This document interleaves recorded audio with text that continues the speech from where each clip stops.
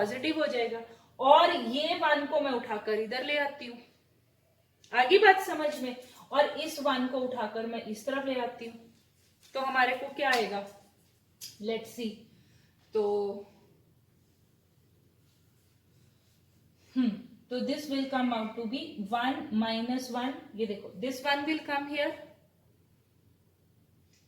और हाँ, and this b will go there, b square, तो b ये 0 हो गया, तो 0 is equal to b square, या फिर b की वैल्यू क्या आ गई, 0, b की वैल्यू क्या आ गई, 0, समझ में आ गया। तो उसने a और b मांगे थे, a और b की is 0, so have we done it right. अगर मैं इन तीनों को ऐड करूंगी तो हाँ 1 आ जाएगा, हाँ अवर आंसर इज राइट। कैसे मुझे पता लगा आंसर इज राइट, ये भी बता देती हूँ। देखो अगर मैं यहाँ पर सम करती हूँ और b की वैल्यू में 0 डालती हूँ, तो अपने आप a की वैल्यू क्या आ जाएगी, 1 आ रही है ना, मतलब प्रोडक्ट से निकाल के हमने सम में जाके चेक कर लिया दोबारा, भैया हमारा आंसर ठीक भी था कि नहीं, आगे बात समझ में। So that is the thing, बड़े अच्छे।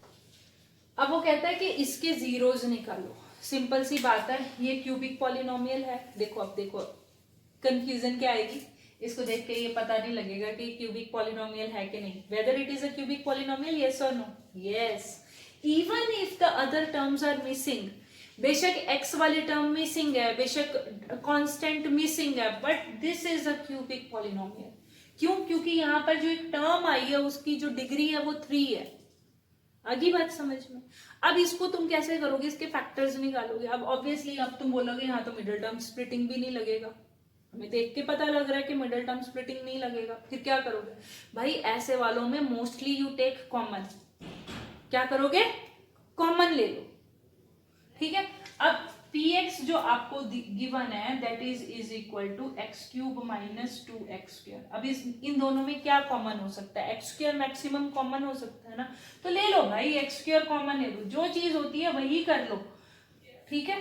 तो अब हमें पता है कि जब भी हमने जीरोस निकालने होते हैं तो हम क्या करते हैं, इसको इक्वेट करते हैं जीरो के। डू यू रिमेम्बर ना, जो छोटे छोटे फैक्टर्स आते हैं, it means x - 2 is the factor of this, x² is a factor of this thing, इसका मतलब यही हुआ ना। अब x² का मतलब क्या हुआ, x² का मतलब हुआ x इंटू x - 2, यानी कि ये 3 फैक्टर्स आ गए, 3 फैक्टर्स हो गए कि नहीं, और 3 फैक्टर्स हैं तो यानी कि 3 जीरोस हैं, 3 फैक्टर्स का मतलब क्या हुआ, 3 जीरोस।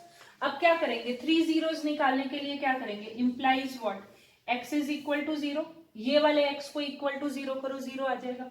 दूसरे वाले x के लिए भी क्या आएगा, 0 आएगा। दूसरी वैल्यू 0 की क्या होगी, 0, और थर्ड वैल्यू क्या होगी, x - 2 को इक्वल टू 0 करोगे तो क्या आएगा, what is the thing you will get, you will get it as x is equal to 2। तो अब आपके पास में x के कितने जीरोस आए, एक 0 आया, एक 0 आया और एक 2 आया। Have you understood?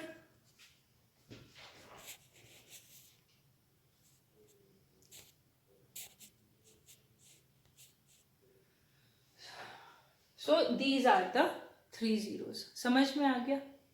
अब क्या कहता है, वो कहता है also verify the relationship between the zeros and coefficient. We have already done ना जीरोस के और अब उसके अंदर ठूसो और डालो, ठूसो का मतलब होता है उसके अंदर लगाओ और निकालो भाई आंसर। अब इसमें क्या है, कुछ तो बड़ी बात बची नहीं। लेट दिस बी अल्फा, ये बीटा और ये गामा है, यही 3 जीरो मतलब यही 3 चीजें हो गई ना। तो अब सम क्या होता है, what do you mean by sum, sum is alpha plus beta plus gamma. अब alpha plus beta plus gamma है तो इसका मतलब क्या हुआ, डाल दो 0 + 0 + 2, यही होगा ना, और क्या होगा, 0 + 0 + 2, कितना आया, 2 आ गया। अब इसका जो रिलेशन होता है with the coefficient, what is the relation of sum with the coefficient, it is -b/a. now you check whether it is -b/a or not। अब जाओ अपनी इक्वेशन में, इक्वेशन में b क्या है, 2, तो ये रिलेशन, ये देखो ये माइनस आया, फॉर्मूले का माइनस, और b की वैल्यू यहाँ पर क्या है, -2, और a क्या है यहाँ पर 1, तो देखो जी आ गया 2। ये आ गया बराबर, हो गया रिलेशन बराबर हो गया, sum is equal to minus b by, हो गया जी, वेरी गुड। अब दूसरे रिलेशन में चले जाओ, उसने सारे रिलेशन मांगे, हम भी सारे निकाल देंगे, हमारे को क्या है, तो alpha beta plus beta gamma plus gamma alpha लगा दो। अब तीनों जीरोस कौन से, आप देखो 0 इंटू 0 इज 0, 0 इंटू 2 इज 0 और 2 इंटू 0 इज फिर 0, यानी कि एवरीथिंग इज 0। कैसे मैं बता देती हूँ, दोबारा बता देती हूँ। देखो अल्फा और बीटा दोनों 0 है, 0 into 0 0, beta into gamma 0 into 2 is 0, अब gamma into alpha 2 into 0 is again 0, तो तीनों 0 को ऐड करोगे तो क्या आया 0। बट ये जो रिलेशन होता है गिवन इक्वेशन के साथ क्या होता है, it is C by A, is it C by A, अच्छा ये होता है सी बाय ए। बात ये कि do we have any equation with the c coefficient, x वाली टर्म है क्या, is there any x term, नहीं, तो भैया जो चीज है ही नहीं है उसके लिए आप 0 ही लिखोगे ना। If c x do not exist, कोई भी टर्म नहीं है एक्स की, तो what you will write, you will write 0 for that thing, so therefore the thing has come out to be 0। हो गया, बराबर हो गया, समझ में आ गया। अच्छा इसी तरीके से लास्ट वाले में आ जाओ, जो कि होता है प्रोडक्ट। प्रोडक्ट क्या होता है, alpha into beta into gamma. अब ये तीनों जीरोस को मल्टीप्लाई करो तो क्या आएगा, 0 into 0 into 2 is equal to 0 and this is equal to what, minus d by a. Do we have any constant in the given polynomial, do we have any constant in the given polynomial, d वाला कोई constant है नहीं, तो जब वो नहीं है तो 0 बाय 1 तो कितना है 0, देख रहे हो ना, इसमें सिर्फ ये जो गिवन पॉलिनोमियल है इसमें a है और b है, c और d के लिए कोई है टर्म्स, जो चीज एग्जिस्ट ही नहीं करती उसके लिए क्या लिखोगे 0, और क्या सारे हो गए रिलेशन, 3 नंबर आपके हो गए। Was it worth for 3 marks? But it is coming for 3 marks. So if you practice well in polynomials and quadratic equation, मतलब कि 2 आएगी, बस अब तो पहचान भी होगी। क्वाड्रेटिक मीन्स x की डिग्री 2 आनी चाहिए, क्यूबिक मतलब x की डिग्री 3 आनी चाहिए, ठीक है। तो अब वो कहता है whose zeros are, अब ये देखो, अब ये zeros का मतलब कि this 0 is alpha and this 0 is beta। अब याद करो, you just recall from the previous class what was the relation, how you will construct your polynomial, क्या था, how will you construct your polynomial if the zeros are given, तो हम क्या कैसे लिखेंगे, x square minus s x plus p, do you remember. Quadratic polynomial बनाने का क्या है, एस क्या होता है, s is sum of 2 zeros, और 2 जीरोस कौन से हैं, 5 माइनस 3 रूट 2 और 5 प्लस 3 रूट 2, देख रहे हो। अब ये माइनस वाली टर्म और ये प्लस वाली टर्म ये विल कैंसिल हो जाएंगे, तो बाकी क्या बचेगा, दिस इज 10, सम आ गया 10। अब प्रोडक्ट क्या होगा, product is alpha into beta, it means इसको और दूसरी वाली टर्म को आपस में प्रोडक्ट कर दो। अब दोबारा देखो, ये देखो, this is just like a minus B into A plus B, ये बिल्कुल वैसे सा दिख रहा है ना, a minus B into A plus B, और a minus B into A plus B का क्या फॉर्मूला होता है, A square minus B square, very good, A square minus B square. ए क्या है आपका 5, तो 5 का स्क्वायर माइनस 3 रूट का भी स्क्वायर, तो 5 का स्क्वायर कितना बना, 5 5 सा 25। अच्छा, और 3 रूट 2 इंटू 3 रूट 2 क्या होता है, बताओ, जिसको आता है वो बताओ। देखो 3 रूट 2 इंटू 3 रूट 2, इसका मतलब यही हुआ ना स्क्वायर का मतलब। तो देखो ये जो नंबर होता है नंबर से मल्टीप्लाई हो जाता है, 3 3 सा कितना हो गया 9, और root 2 into root 2 will give you 2, ये दोनों रूट 2 की जगह पे क्या आ जाएगा, एक 2 आ जाएगा, तो 9 2 सा 18, तो what will be the answer, इसमें से सब्ट्रैक्ट करके देखो तो 7 आ जाएगा। यानी कि जो आपका प्रोडक्ट है, दिस 7 इज योर प्रोडक्ट। ये भी 3 मार्क्स का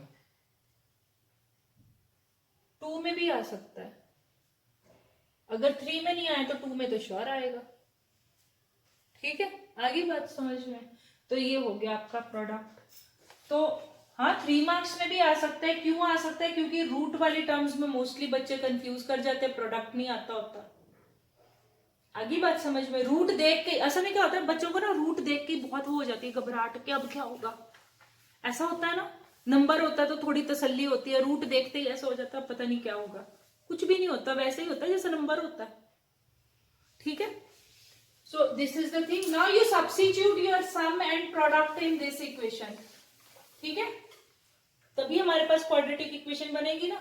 तो your quadratic equation will be, या फिर quadratic polynomial will be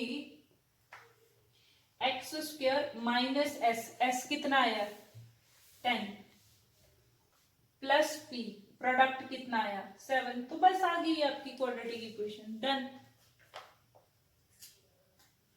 it can come for 3 marks also.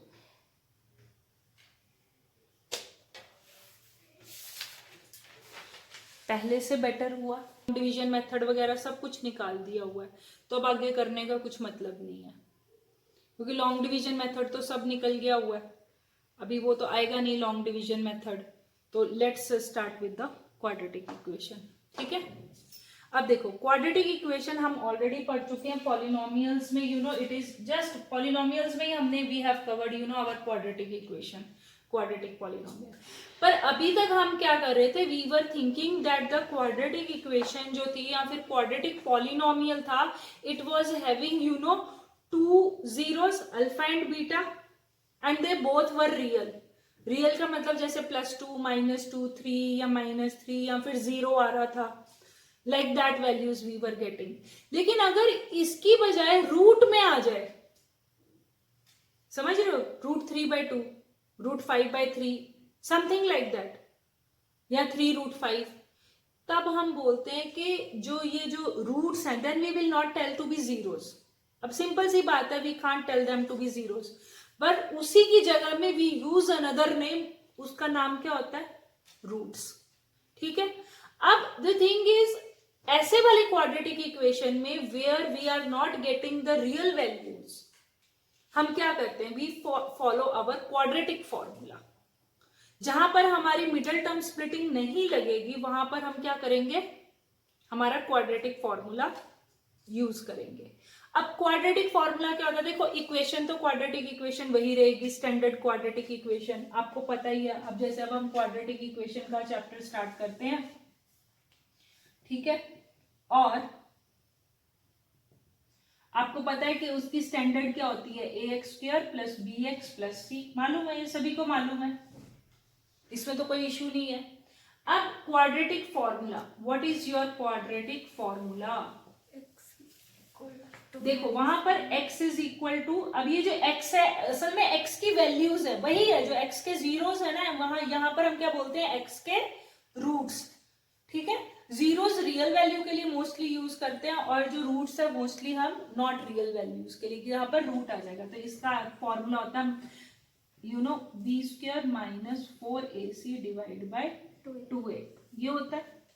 अच्छा, अब ये देखो, इसमें से ये होता है डिस्क्रिमिनेंट, ये जो रूट के अंदर आता है ना, अब ये याद रखना बिना रूट के, विदाउट रूट, ये याद रखना, डिस्क्रिमिनेंट हमेशा विदाउट रूट होता है। कई बार बच्चे कंफ्यूज कर जाते हैं, कई बार क्या पूछा जाता है, फाइंड द डिस्क्रिमिनेंट, पूछते हैं ना, find the discriminant of this quadratic equation, तब हम क्या करते हैं, कंफ्यूज कर जाते हैं कि whether it was with root या फिर विदाउट रूट। तो ये याद रखना, जो डिस्क्रिमिनेंट होता है, इसका नाम क्या होता है वो भी बता देती हूँ, this is known as discriminant, and ये जो वैल्यू होती है, this is equal to b² - 4ac। आगे बात समझ में। और ये विदाउट रूट है। अगर आपको किसी क्वेश्चन में आता है कि find the discriminant of a question, या जो भी गिवन पॉलिनोमियल होगा, तो then you have to get b² - 4ac की वैल्यू। आगे बात समझ में, ये क्लियर हो गया, ठीक है। अच्छा, अब इसी के ऊपर अब नेक्स्ट क्वेश्चन, एक और क्वेश्चन आता होता है। वो क्वेश्चन क्या कहता है? वो ये क्वेश्चन कहता है find the nature of the roots. कई बार आया ये क्वेश्चन, कहीं पे पढ़ा? Find the nature of the roots, find the nature of the roots. अब आपको विदाउट सॉल्विंग, ऊपर से कहेगा कि बिना सॉल्व किए उसको प्रॉपर पूरा मत सॉल्व करो और आधा अधूरा सॉल्व करो और बताओ कि भैया ये जो रूट्स हैं ये आगे जाके कैसे आएंगे, रियल और डिस्टिंक्ट होंगे, रियल और इक्वल होंगे, या फिर नॉट रियल होंगे, या फिर कॉम्प्लेक्स होंगे। समझ में आया? तो देयर आर 3 केसेस। तो जब हम नेचर ऑफ द रूट्स के बारे में बात करते हैं तो it means we are talking about the discriminant. In case इस डिस्क्रिमिनेंट की value after solving b square minus 4ac, if I get it greater than 0, इसको सॉल्व करेंगे ना बी स्क्वायर माइनस 4ac डाल के, तो जब हम इसमें बी स्क्वायर माइनस 4ac में वैल्यूज डालेंगे, we will substitute the values of b, a and c and we will solve it as a discriminant, then we will come to know either it will get greater than 0। अगर ये वाली condition हुई, so this is your first condition, उसी से nature of root पता लगेगा। तो हमारे को पता लगेगा दीज आर अनइक्वल, अनइक्वल भी लिख सकते हैं एंड रियल, डिस्टिंक्ट भी लिख सकते हैं, we can write it as distinct also. Distinct का मतलब होता है अलग अलग, उन दोनों की वैल्यूज अलग अलग होंगी, जैसे 2 and 3, 4 and 5, 0 and 1। Are you getting? तो रियल होंगे, माइनस भी हो सकता है उसमें, -2 and 2, तो वो रियल रूट्स होंगे और ऊपर से वो अनइक्वल होंगे, यानी कि डिस्टिंक्ट होंगे। क्लियर हुआ? दूसरी कंडीशन आएगी कि if I will substitute the values here, और अगर मेरे को d की वैल्यू 0 मिलती है, तो देखो यहाँ पर 2 क्वेश्चन मैं पैरेलली समझा रही हूँ। एक तो ये कि फाइंड द डिस्क्रिमिनेंट और दूसरा nature of the roots. Clear हो गया? Nature of the roots from discriminant. Clear हुआ बेटा? तो अगर d इज इक्वल टू 0 आता है, इसको सॉल्व किया और आंसर आ गया 0, तो उस वक्त जो रूट्स होंगे, roots will be real and equal. अब देख रहे हो ऊपर और नीचे में क्या फर्क आया? यहां पर रियल थे और अनइक्वल थे, here it is real and equal. और थर्ड वाला केस आएगा जब डिस्क्रिमिनेंट की वैल्यू लेस देन 0 होगी। ये वो वाला केस होगा जो हम पर्टिकुलरली क्वाड्रेटिक इक्वेशंस में पढ़ते हैं, जिसको हम कहते हैं कॉम्प्लेक्स रूट्स भी कह सकते हैं। There are so many ways, we can tell them to be the complex roots also, we can say them to be the not real roots also. समझ में आ गया? So then the roots will not be real. Clear हुआ बेटा? और unequal भी हो सकते हैं, they may be equal, they may be unequal, unequal भी होंगे। ओके, क्लियर हो गया? सो बस क्वाड्रेटिक इक्वेशन का जो बेसिक है फुल चैप्टर का, वो बस इतना ही है।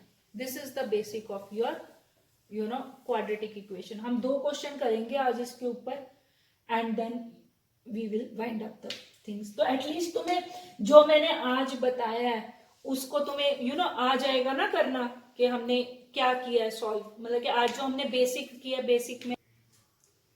ठीक है, तो this is the question.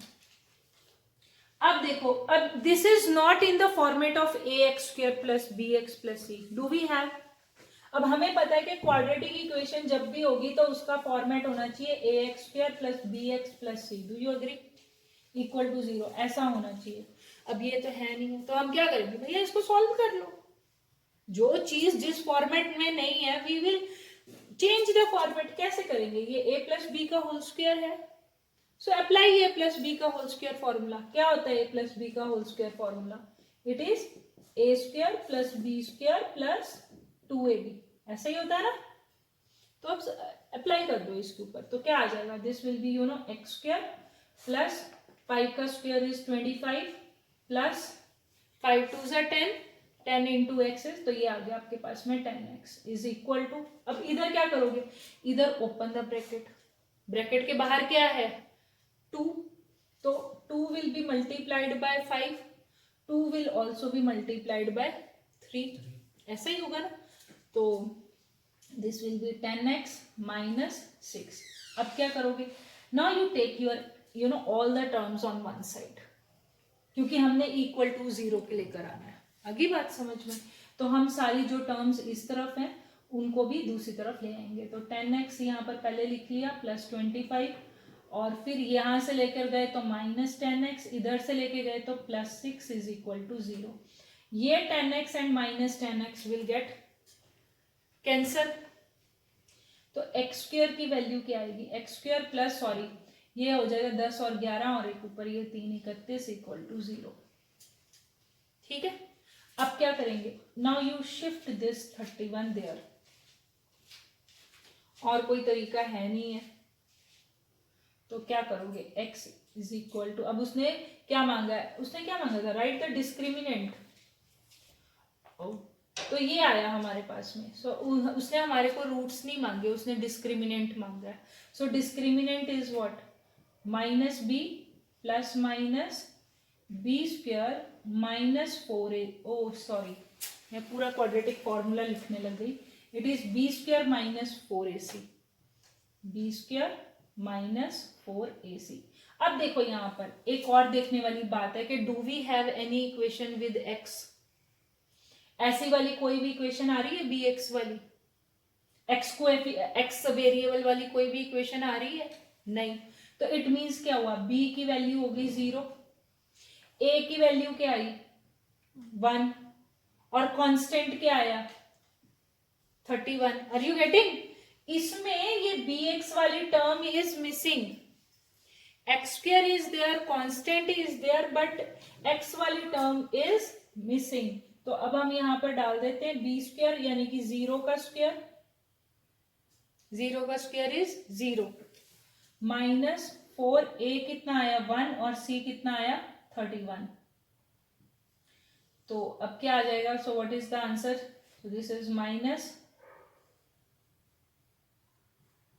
124। So this is your discriminant. उसने डिस्क्रिमिनेंट मांगा था।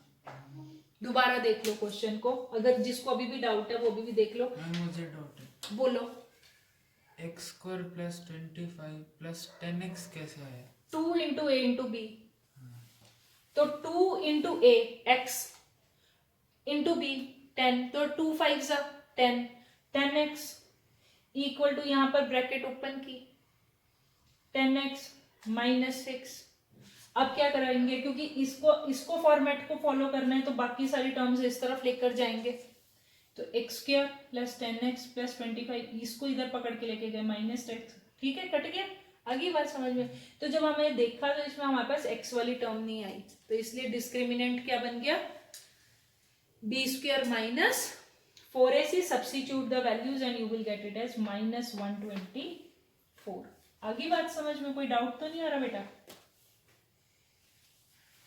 Riya, you have also got the same.